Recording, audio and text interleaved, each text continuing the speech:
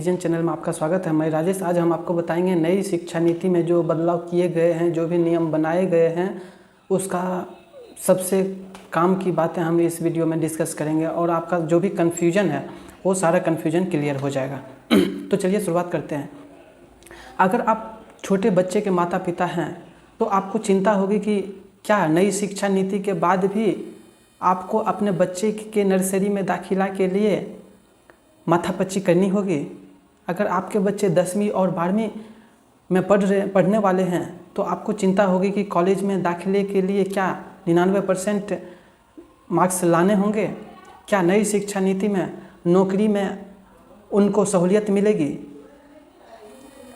देश की नई शिक्षा नीति में आम जनता ऐसे ही सवाल ढूंढ रहे हैं और बहुत ही कन्फ्यूजन में है।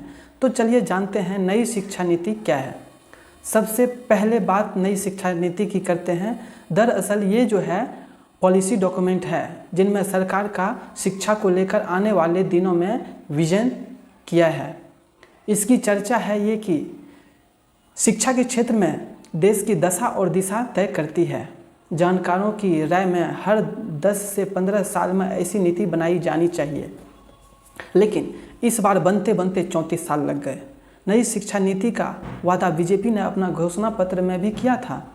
अब तक 3 शिक्षा नीति देश को मिल चुकी है। इस नीति में कही गई बातें ना तो कानूनी बाध्यता है और ना ही तुरंत लागू होने वाली है। इस बार नई शिक्षा नीति को लागू करने के लिए केंद्र ने 2030 तक का लक्ष्य रखा है। चूँकि शिक्षा संविधान में समवर्ती सूची का विषय है जिसमें राज्य और केंद्र सरकार दोनों का अधिकार होता है, इसलिए राज्य सरकारें इसे पूरी तरह माने ये जरूरी नहीं है।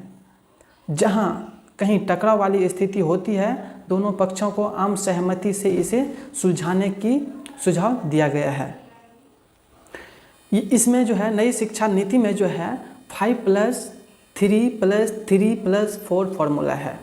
ये 5+3+3+4 क्या है, इसके बारे में हम जानते हैं।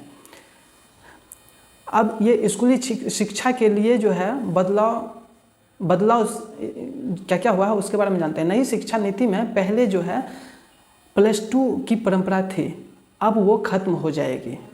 अब उसके जगह पे सरकार जो है 5+3+3+4 की बात कर रही है।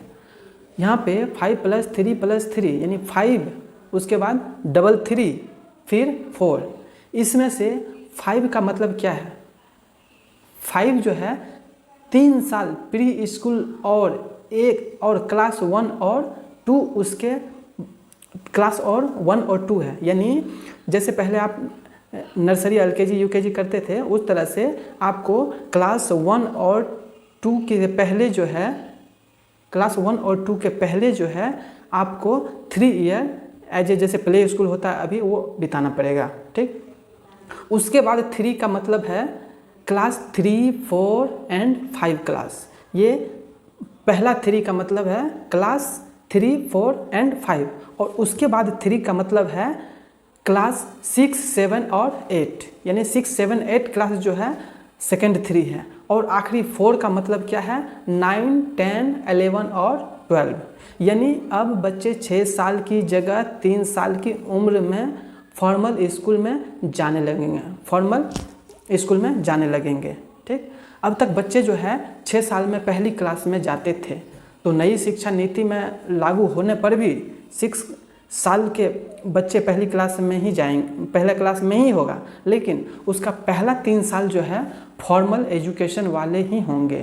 प्ले स्कूल के शुरुआती साल भी अब स्कूली शिक्षा में जुड़ेंगे। ठीक, इसका मतलब ये है कि अब राइट टू एजुकेशन का विस्तार होगा। पहले 6 साल से लेकर के 14 साल के बच्चे के लिए RTI लागू किया गया था। अब 3 साल से लेकर के 18 साल के बच्चे के लिए इसे लागू किया गया है। ये फॉर्मूला जो है सरकारी और प्राइवेट सभी स्कूलों पर लागू होगा। 3 लैंग्वेज फार्मूला। ये 3 लैंग्वेज फार्मूला क्या है?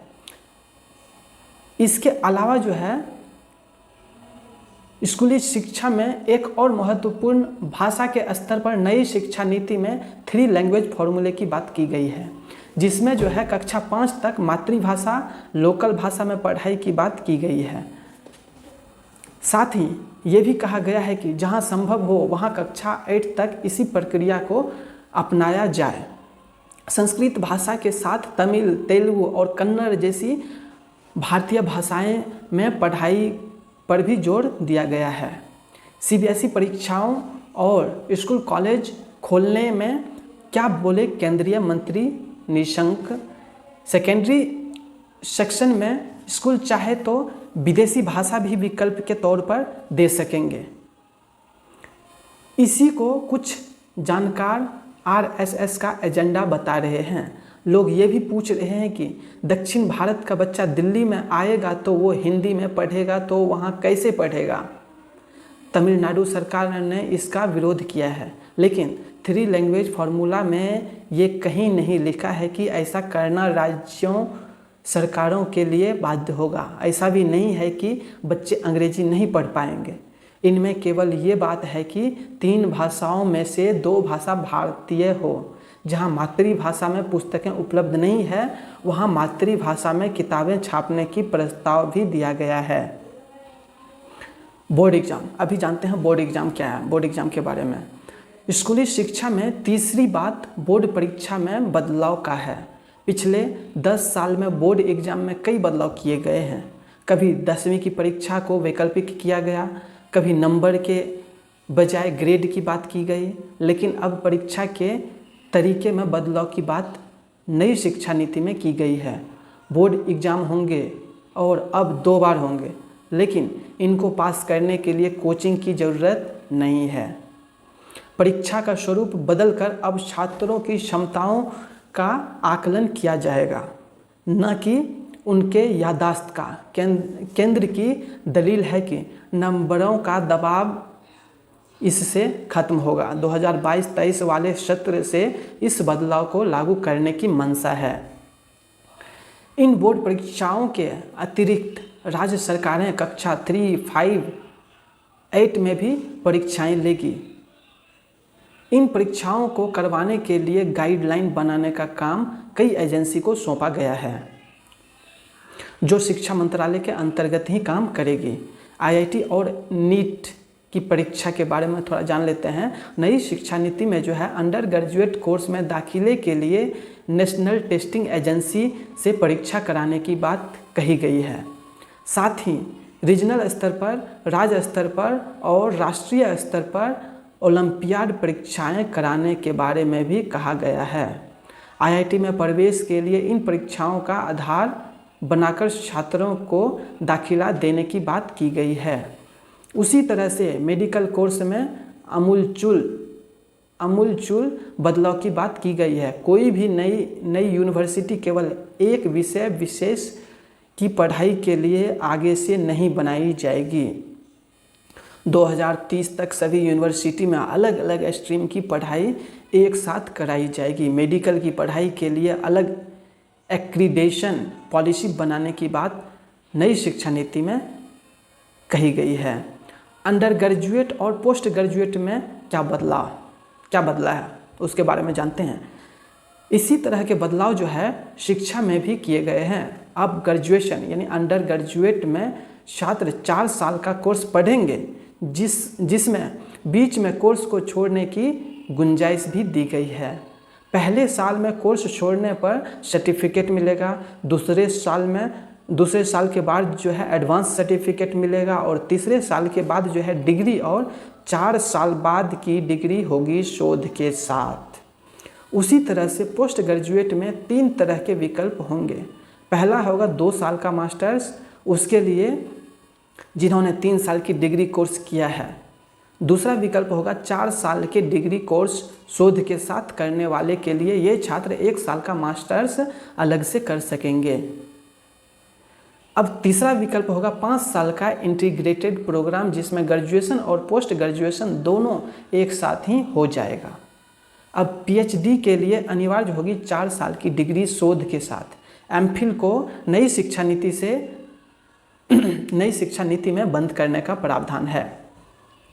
उच्च शिक्षा में स्कॉलरशिप के लिए नई शिक्षा नीति में प्रस्ताव है। इसके लिए नेशनल स्कॉलरशिप पोर्टल के दायरे को और अधिक व्यापक बनाने की बात है। प्राइवेट संस्थाएं जो उच्च शिक्षा देगी उनको 25% से लेकर के 100% तक स्कॉलरशिप अपने 50% छात्रों को देना होगा। ऐसी प्रावधान इस शिक्षा नीति में किया गया है। उच्च शिक्षा संस्थानों को ग्रांट देने का काम हायर एजुकेशन ग्रांट कमीशन करेगा। इसके अलावा इस संस्थाओं के अलग अलग विभागों के लिए नियम, कानून और गाइडलाइन तैयार करने की जिम्मेदारी होगी। अभी बात करते हैं राष्ट्रीय स्वयंसेवक संघ का एजेंडा क्या था और उसके अनुसार क्या नहीं हो पाया।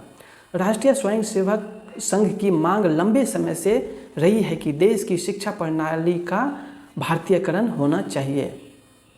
आरएसएस के संघ संचालक मोहन भागवत अनेक बार कह चुके हैं, प्राचीन ज्ञान परंपरा को किनारे रखकर भारत एक राष्ट्र के रूप में सबल नहीं हो सकता है। आरएसएस की मांग मानव संसाधन मंत्रालय का नाम बदलने की थी, जिसे अब एक बार फिर पहले की तरह शिक्षा मंत्रालय कर दिया गया है। वैदिक गणित, दर्शन और प्राचीन भारतीय परंपरा से जुड़े विषयों को अहमियत देने के बारे में नई शिक्षा नीति में कहा गया है कि इनको तार्किक और वैज्ञानिक आधार जांचने के बाद जहां प्रासंगिक होगा वहां पाठ्यक्रम में सम्मिलित किया जाएगा। राष्ट्रीय स्वयंसेवक संघ से जुड़े कई संगठन ने विदेशी विश्वविद्यालयों को भारत में कैंपस खोलने की अनुमति देने का विरोध किया था, लेकिन इस मामले में उनकी बात नहीं मानी गई है। शुरुआत में आरएसएस का जो राष्ट्रीय एकता और भावना को बढ़ावा देने के लिए पूरे देश में प्राथमिक स्तर पर हिंदी पढ़ाने पर था, लेकिन दक्षिण भारतीय राज्यों खास तौर पर तमिलनाडु के विरोध के बाद यह स्वीकार कर लिया गया है कि हिंदी की जगह जहां जो मातृभाषा है उसी में पढ़ाई होनी चाहिए। दोस्तों, मुझे उम्मीद है आपको ये विश्लेषण अच्छा लगा होगा। लाइक कीजिए और अपने फ्रेंड को शेयर कीजिए। Thanks for watching. जय हिंद।